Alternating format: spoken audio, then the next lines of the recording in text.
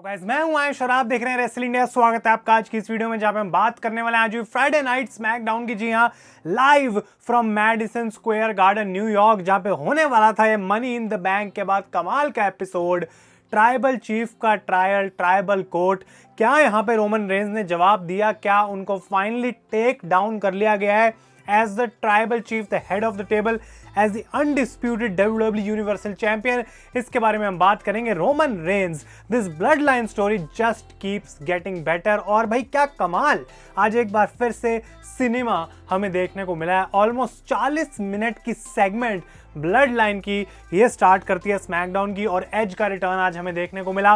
Roman Reigns and the blood line story just keeps getting better, जैसा कि मैं कह रहा हूं उसके बारे में हम बात करेंगे। आप वीडियो को एंड तक जरूर देखते रहें, लाइक बटन दबाना ना भूलें, और कोई टाइम नहीं वेस्ट करते हैं क्योंकि मनी इन द बैंक के बाद हम कब से रुके हुए हैं कि क्या WWE करेगी, अब नेक्स्ट स्टेप्स क्या हैं, कहां पे Roman Reigns, Jey Uso, Jimmy Uso, solo Sikoa, even the wise man Paul Heyman fit होंगे स्टोरी के अंदर, वो हमें जानने का बहुत ज्यादा इंटरेस्ट था।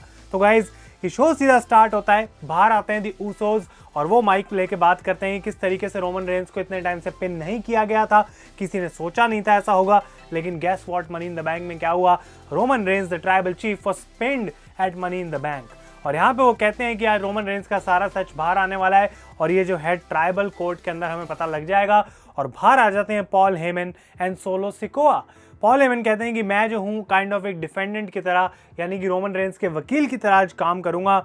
और ट्राइबल चीफ के बारे में बात करते करते वो रिंग में आ जाते हैं और बहुत सारी बातें वो ऐसे बोलते हैं कि आज हम प्रूफ करके दिखाएंगे, हमारे पास काफ़ी सारे यहाँ पे प्रूफ्स हैं रोमन रेंज के रिगार्डिंग। और यहाँ पे ऊसोस कहते हैं पॉल हेमन को टू शट अप, और पॉल हेमन कहते हैं कि रोमन के अलावा और कोई बंदा ऐसा नहीं है जो मेरे को बोलने से चुप करा सके।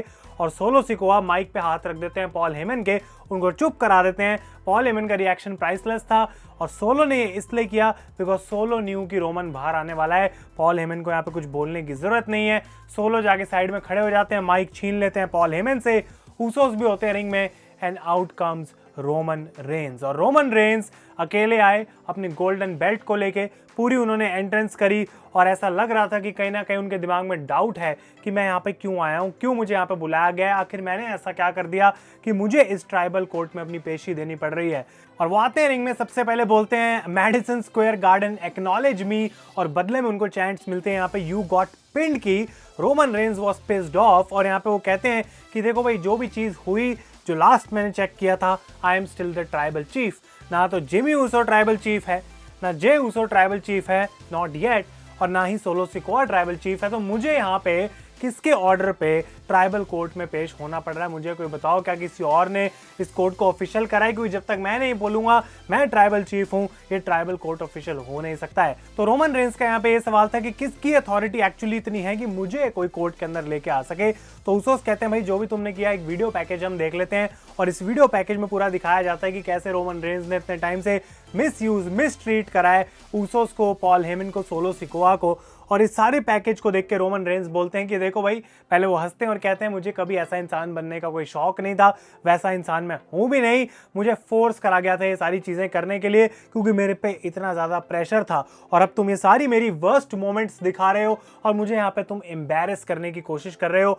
रोमन रेंज कहते हैं as the tribal chief already मैं इतनी सारी चीजों के लिए रिस्पॉन्सिबल हूँ, सारी हमारी फैमिली जो है मेरे ऊपर टिकी हुई है, मैंने तुम लोगों को जो है एक अच्छी लाइफ दी है, सबको राइज करवाया ऊपर, और अब क्या तुम चाहते हो कि जब मेरे 5 बच्चे बैक स्टेज बैठ के शो देख रहे हैं, क्या वो मुझे उस तरीके से देखें जैसे तुम ये वीडियो पैकेज में दिखा रहे हो, या फिर तुम चाहते हो कि ट्राइबल चीफ की जो रिस्पॉन्सिबिलिटीज हैं वो इतनी ज्यादा बढ़ जाएं कि जिमी और जे मैं तुम्हारे बच्चों का भी अब ख्याल रखना शुरू कर दूं। तो सिचुएशन यहाँ पे कुछ ऐसी बनी कि रोमन रेंज के ऊपर सारा ब्लेम जा रहा है, उनके पास बोलने के लिए कुछ बचा नहीं है, और जो भी बातें, जो भी रीजन रोमन रेंज दे रहे हैं, ऐसा लग रहा है कि दे आर ऑल BS, कोई रोमन रेंज की नहीं सुनेगा, बिकॉज पहले ये बातें वो कितनी बार बोल चुके हैं। और रोमन रेंज कहते हैं कि भाई अगर तुम ऐसा लगता है ना कि मैं ऐसा इंसान हूं तो मुझे बनना नहीं है, मेरे पास पैसों की कमी नहीं है, किसी चीज़ की कमी नहीं है, मुझे नहीं रहना ट्राइबल चीफ, मुझे नहीं रहना ये चैंपियन। वो कहते हैं आई एम जस्ट डन। वो अपना टाइटल उतार के साइड में फेंकते हैं, अपनी गले से माला निकाल के हाथ में पकड़ते हैं, जे ऊसो उनके सामने खड़े होते हैं और जे ऊसो के गले में रोमन रेंज से माला पहना देते हैं, and he also boughs down, अपनी नी के ऊपर जो है रोमन रेंज यहाँ पे बैठ जाते हैं, घुटना टेक के जे के सामने। आंसू निकल रहे हैं रोमन रेंज की आंखों से, और जे का जो इमोशन था वो बाहर आया फाइनली, और रोमन रेंस को चेक करने गए कि भाई ठीक है, सब कुछ ठीक है, और ऐसा लग रहा था कि जे शायद वापस रोमन को मनाएंगे, but Roman is the evil Roman is, और रोमन ने यहाँ पे लो ब्लो मारा, जे उसो से अपना बदला भी ले लिया और उसके बाद क्लियर कर दिया भाई ऐसा तुम्हें क्या लगता है कि इतनी इजीली मैं अपना ट्राइबल चीफ वाला सब कुछ गिव अप कर दूंगा। और यहाँ पे जिमी उसो को बिल्कुल यकीन नहीं हो रहा था, वो अटैक करते हैं रोमन को, बट ऑब्वियसली सोलो सिकोआ यहाँ पे आगे फेंकते हैं पीछे जिमी को, और ये जो माला है ट्राइबल चीफ की गिर जाती है रिंग के बीचों बीच, और सोलो उसको देखते हैं, उनको लगता है उठा के क्या मुझे इसको रख लेना चाहिए, बट रोमन रेंज आते हैं, मांगते हैं सोलो से। ये काफी बड़ा स्टेयर डाउन दोनों के बीच में देखने को मिला, एक और नई टेंशन टीज करी गई, लेकिन जे उसो पीछे से आके अटैक करते हैं, तो ये पूरी ब्रॉल में कन्वर्ट हुई, लेकिन at the and upper hand मिला सोलो और रोमन को। अपने खुद के भाइयों को अटैक करा, यहाँ पे सोलो ने जे को रोप्स के बीच में बांध दिया, और रोमन रेंस ऑर्डर्स बाक कर रहे थे एक बार फिर से सोलो के ऊपर, और सोलो जो चीज मनी इन द बैंक में नहीं कर पाए आज उन्होंने कर दी, जिमी को थ्रू द टेबल उन्होंने स्प्लैश लगाई, और जिमी उसो को स्ट्रेचर्ड आउट करा जाता है एक एम्बुलेंस में। और ये रोमन रेंस जो ट्विस्ट दिखा रहे हैं पूरा रो के, पॉल हेमन के आंसू निकल रहे थे पूरे टाइम पे, लेकिन यहाँ पे जो चीज थी सारी फेक थी। रोमन रेंस एक्टेड, और रोमन रेंस ने एक बार फिर से उसोस को डिस्ट्रॉय कर दिया। What a fantastic segment. और भाई 40 मिनट ऑलमोस्ट स्मैकडाउन के खत्म हो गए थे, विदाउट अ ब्रेक ये चल रही है, और लोग इसको एज अ सिनेमा एंजॉय कर रहे हैं, लेकिन ये खत्म यहाँ पे नहीं हुई। इसके बारे में हम बात करेंगे कि क्या हुआ है, वो था guys in the main event. इसके बाद अगर बात करें ऑस्टिन थ्योरी और शेमस का मैच होता है for the United states championship, एक डिसेंट मैच चल रहा था, प्रीटी डेडली आते हैं जो कि शेमस को डिस्ट्रैक्ट करते हैं, ये काइंड ऑफ थ्योरी की जो है फेवर में काम करी चीज, और उन्होंने रोल अप करके हरा दिया यहाँ पे शेमस को और अपना टाइटल रिटेन कर लिया। आई थिंक रीमैच डेफिनेटली होगा, ये फ्यूड आगे आई थिंक कंटिन्यू होगी। इसके बाद एज का रिटर्न देखने को मिला ग्रेसन वॉलर शो में, और ग्रेसन वॉलर पूरे टाइम ऐसे सोच रहे थे कि एज यहाँ पे अपनी रिटायरमेंट अनाउंस करने आए हैं, लेकिन एज बिल्कुल भी ऐसे मूड में नहीं थे। वो बहुत तारीफ करते हैं न्यूयॉर्क की कि किस तरीके की ये सिटी है, कितने विनर्स हैं यहाँ पे, कैसे यहाँ पे तुम्हें एक बड़ा हार्ट लेके आना पड़ता है, इतना ईजी नहीं है एक न्यूयॉर्क जैसी सिटी में अपनी रिस्पेक्ट को अर्न करना।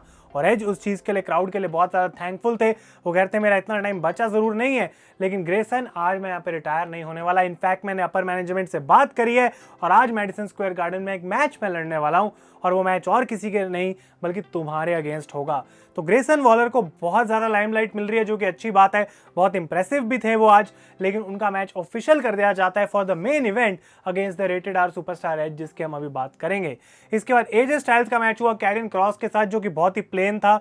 मीचिन जो थी वो रिंग साइड पे थी स्टाइल्स के साथ, ऑब्वियसली स्कारलेट थी कैरियन क्रॉस के साथ, और एजे ने यूं ही हरा दिया भाई फिनोमिनल फोरआर्म लगा के कैरियन क्रॉस को। आई डोंट नो क्या चल रहा है, लेकिन इन दोनों के कैरेक्टर को भाई जरूरत है कुछ बढ़िया और स्टोरी लाइन में डालने की। डब्ल्यूडब्ल्यू को यहाँ पे थोड़ी आई थिंक काम करना पड़ेगा, but AJ Styles defeated Carrion Cross. इसके बाद आती है रिंग में आस्का, वो कहती है no one's ready for Asuka, और बियांका आ जाती है सीधा उनको अटैक करने, लेकिन उसके बाद बेली एंड इयो sky out of nowhere cash in करने के लिए आते हैं, पर वो कैश इन हो नहीं पाता बिकॉज शार्लेट भी वहां पे थी, और ये पूरी चीज एक ब्रॉल के अंदर कन्वर्ट हो जाती है। I think Bianca versus Charlotte versus Asuka SummerSlam में लग रहा है होने वाला है फॉर द विमेंस चैंपियनशिप, एक ट्रिपल थ्रेट मैच। शार्लेट को यहाँ पे काइंड ऑफ एक अपर हैंड जरूर मिला, लेकिन बेली और इयो स्काई कैश इन नहीं कर पाए, लेकिन काइंड ऑफ आइडिया देता है कि आस्का पे ही कैश इन होगा, और वो पॉइंट हमें समर स्लैम में गाइस देखने को मिल सकता है। और फाइनली शो का main event Edge versus Grayson Waller, एक कमाल का मैच, और डेब्यू मैच था यहाँ पे ग्रेसन का, और एज के अगेंस्ट उनको अपना डेब्यू मिला है। इट इज़ अ थिंग जो वो कभी नहीं भूलेंगे अपने पूरे करियर में, और ये उनके लिए बहुत बढ़िया हुआ क्योंकि उन्होंने बहुत अच्छा मैच दिया। पूरे मैच में वो बोल रहे थे विल यू सिंक और विल यू स्विम, और यहाँ पे एज उनको फाइनली एक स्पीयर लगाते हैं। वॉलर अपना मूव लगाने के लिए रिंग के बाहर से भागते हुए आते हैं इधर उधर उछल के, लेकिन उनको उसे उछल कूद में एक स्पीयर लग जाता है। एज विंस दिस मैच, और मैच के बाद एज माइक लेके कहते हैं ग्रेसन यू स्वैम, मतलब तुम्हें स्विम करा, तुमने एक अच्छी परफॉर्मेंस दी, भले ही तुम यहाँ पे जीते नहीं। और एज जाते जाते अपनी रिस्पेक्ट शो करके गए ग्रेसन वॉलर के लिए, भले ही जबकि इतनी रिस्पेक्ट उनकी एज को नहीं मिली थी जब ग्रेसन वॉलर इफेक्ट शो में एज आए थे कुछ ही देर पहले। लेकिन ये एंडिंग नहीं थी क्योंकि 15 मिनट अभी भी बचे थे। बैक स्टेज होते हैं, पॉल हेमन रोमन रेंस के पास जाते हैं और कहते हैं कि भाई जे उसो वापस आ चुका है अरीना में, और वो रोमन रेंस तुम्हें ढूंढ रहा है। रोमन कहते हैं उसे ज़्यादा ढूंढने की जरूरत नहीं पड़ेगी बिकॉज मैं रिंग में जा रहा हूँ। रोमन रिंग में आते हैं और एक बार फिर से वो करते हैं मैडिसन स्क्वायर गार्डन एक्नॉलेज मी, और जब वो बात करने जा रहे होते हैं जे उसो आते हैं बाहर, इस बार क्राउड के थ्रू। पहले सोलो सिकोआ को अटैक करते हैं, रोमन रेंस को अटैक करते हैं। रोमन वहां से कट लेते हैं जब उनको लगता है मैं ये चीज नहीं संभाल पाऊंगा, और स्टील चेयर से यहाँ पे जे उसो ने सोलो सिकोआ को अटैक करा और उसके बाद सोलो गए बाहर। रोमन ने तो सोलो को बचाया नहीं। एक और टीजर की इनका कनेक्शन भी टूट सकता है बहुत जल्दी। और जे उसो माइक उठा के कहते हैं रोमन हमने ट्राइबल कोर्ट वाली चीज ट्राई कर ली, आज ये काम नहीं कर रही है, अब मैं ही जज हूं, मैं ही ज्यूरी हूं और मैं ही एग्जीक्यूशनर हूं, और अब भाइयों से फर्क नहीं पड़ता, कोई वाइज मैन से फर्क नहीं पड़ता, it will be you versus me, a trial by combat at SummerSlam kind of उनका हिंट था। और आई थिंक यहाँ पे यूनिवर्सल चैंपियनशिप को रोमन रेंस के हाथ में उठा के बात बोल रहे थे। उसका मतलब यही है कि जे उसो कहते हैं रोमन को मेरा ये चैलेंज एक्सेप्ट कर, then I can whoop your ass for one more time. और इस तरीके से शो हो जाता है खत्म। Unbelievable storytelling, Jey versus Roman looks like set in stone for SummerSlam. और तब तक जिमी ऊसो जो हैं वो कुछ टाइम तक अपनी इंजरी को सेल करेंगे। ब्लड लाइन ने कमाल कर रखा है। आप लोग अपने ओपिनियन बताएं मुझे कमेंट्स में आज की स्मैकडाउन के बारे में। रोमन रेंस की जो परफॉर्मेंस थी आज कितनी अनबिलीवेबल थी, जो सारे एक्सप्रेशंस हमें देखने को मिले, and the Usos are fantastic. Solo Sikoa अभी भी एक ऐसा कैरेक्टर है जिसकी लेयर्स अनरेवल होनी बहुत बाकी बची हैं, और वही इस स्टोरी लाइन को बहुत इंटरेस्टिंग बनाएगा। तो अगर आपको ये रिव्यू अच्छा लगा, आज की स्मैकडाउन पसंद आई, इस वीडियो को जरूर लाइक करें गाइस। तब तक के लिए thank you so much for watching. मैं हूं आयुष और आप देख रहे हैं रेसल इंडिया।